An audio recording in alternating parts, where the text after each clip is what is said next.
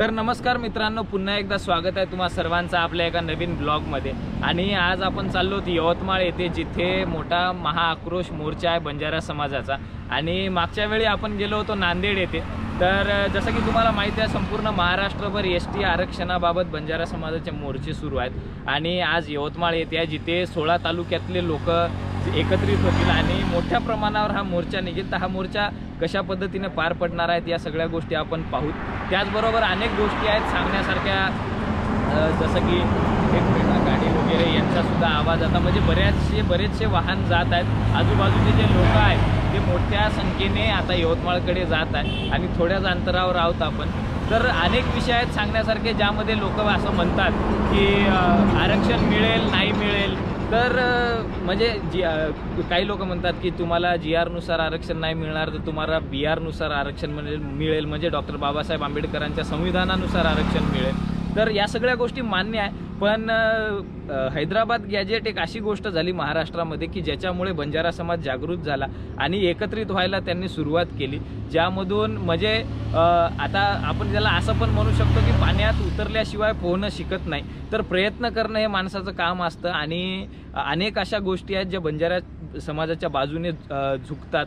तर त्यामुळे हा जो संघर्ष आहे हा खूप मोठा आहे आणि इतक्या लवकरच याला यश मिळणार नाही, ही सुद्धा गोष्ट आम्हाला माहिती आहे। तर त्यामुळे आता पुढची वाटचाल कशी होणार आहे, काय होणार आहे, या सगळ्या गोष्टी आपण पाहणार आहोत। सध्या तर यवतमाळचा हा मोर्चा कशा पद्धतीने पार पडतो या सगळ्या गोष्टी आज आपण पाहू। ठीक आहे, चला। गाडी वगैरे पार्किंग करून, हे बघा इकडे पार्किंग आहे आणि गाडी वगैरे पार्क करून आता आपण चाललोत मोर्चामध्ये। इथून मोर्चाची सुरुवात होणार आहे या हायवेवरून, म्हणजे आर्नी रोड आहे हा। आणि बघा पुढे पब्लिक आणि आणखी येतच आहेत। आता थोड्या वेळात खूप गर्दी जमणार इथे आणि इथून हा मोर्चा कसा निघतो ते आपण पाहू। चला।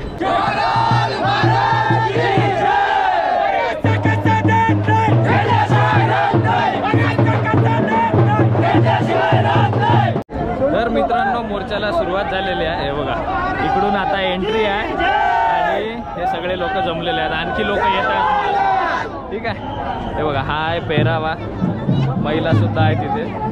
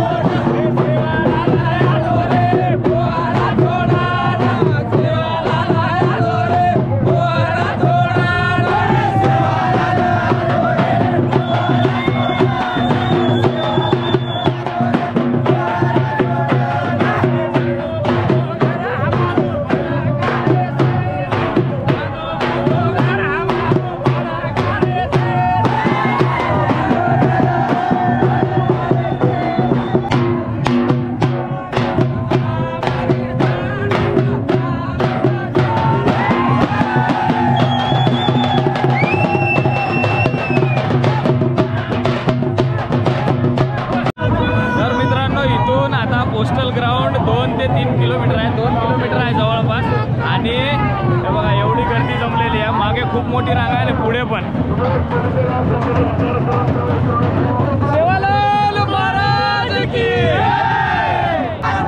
असं कसं देत नाही आरक्षण, आमच्या हक्काचं, आरक्षण आमच्या हक्काचं। तर मित्रांनो, आज आहे ना, आज ऊन आहे एकतर, म्हणजे नांदेडला जेव्हा आम्ही मोर्चाला गेलो होतो ना तेव्हा थंड वातावरण होतं, पण आता आज आहे ना एकदम ऊन आहे आणि उन्हात थोडं टेम्परेचर जास्त आहे आणि गर्दीत जास्त घाम, पण तरी लोक आता जास्त पेटलेले आहेत एकदम असं. ठीक आहे, चला. सेवालाल महाराज की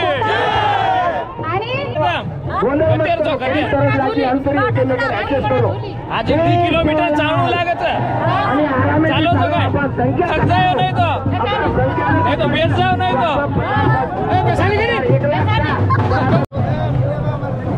आता आहे ना एकदम पब्लिक रश वाढलेला आहे. तुम्हाला दाखवतो जरा मी वरतून की कसं दिसतंय ते, किती लोक आले.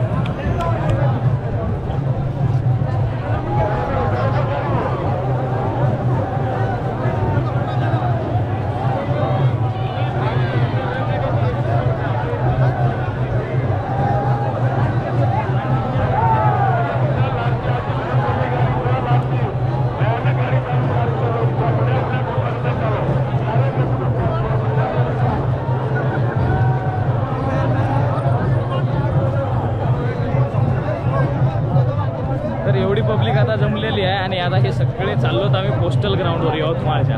तर तिथे सुद्धा बघू आपण किती गर्दी दिसते ते.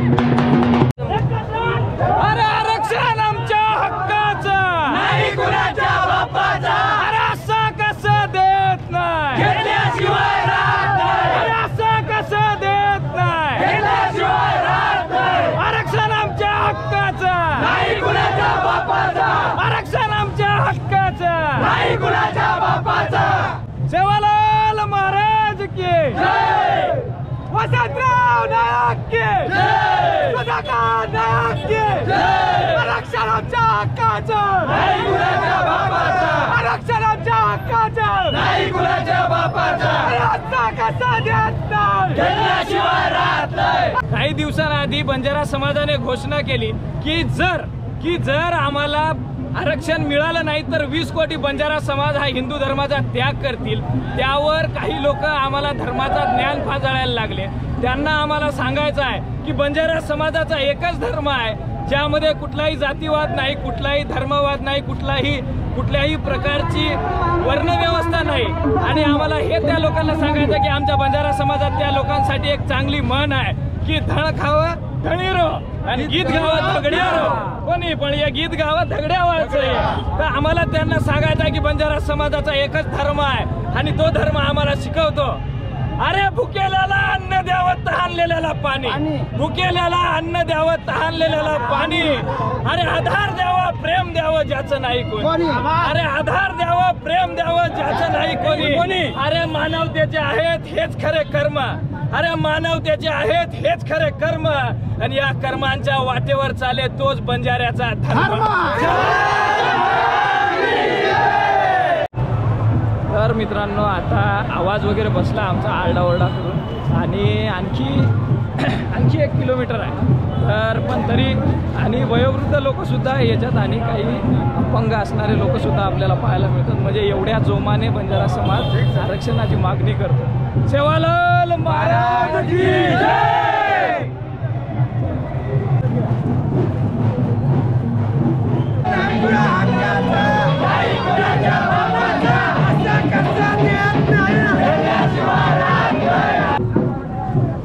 वसंतराव नाईक की जय, सेवालाल महाराज की जय।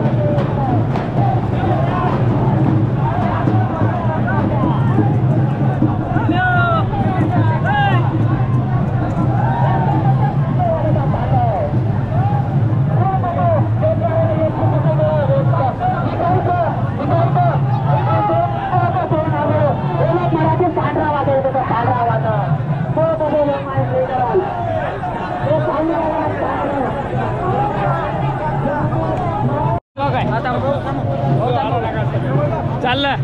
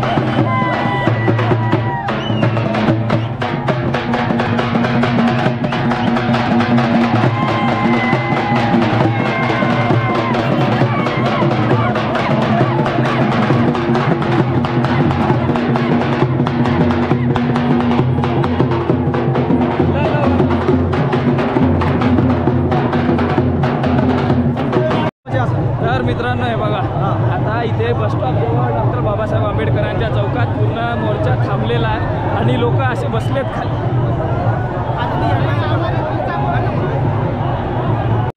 तर मित्रांनो आता बघा आपण आलो डॉक्टर बाबासाहेब आंबेडकरांच्या चौकात आणि इथून तुम्हाला मी पांढरं वादळ दाखवतो. म्हणजे जे बंजारा समाज इथे जमलेले आहेत ना यवतमाळला, ते तुम्ही प्रत्यक्षदर्शी आता बघा किती लोक आहेत. डॉक्टर बाबासाहेब आंबेडकरांचा वसंतराव नाईक की शिवलाल महाराज की डॉक्टर बाबासाहेब आंबेडकर की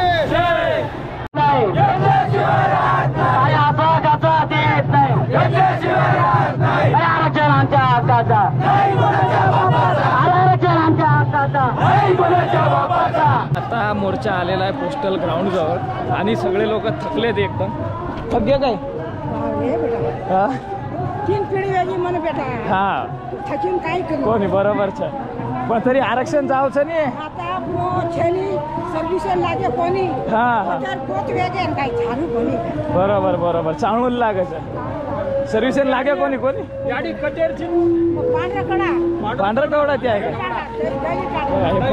पांढरकवड्याहून आलेत आणि इतक्या लांबून चालतात. आम्ही थकलो तर आजी त्यांचं काय, त्यांचं म्हणणं आहे की आमचे नात्याबोध झालेत पण नोकरीला लागले नाहीत आणखी, म्हणजे आरक्षणात त्यांना गरज आहे असं त्यांचं म्हणणं. ठीक आहे, आता आलोत आपण पोस्टल ग्राउंडमध्ये. हे आहे पोस्टल ग्राउंड यवतमाळचं आणि सगळी पब्लिक आता जमत आहे. हे थोड्या वेळात पूर्ण भरून जाईल. आपण जाऊन पुढे थांबू आता. तर मित्रांनो आता आलोत आपण स्टेज जवळ आणि तुम्हाला इथून पब्लिक दाखवतो मी किती जमलेली आहे ती. एक मिनिट.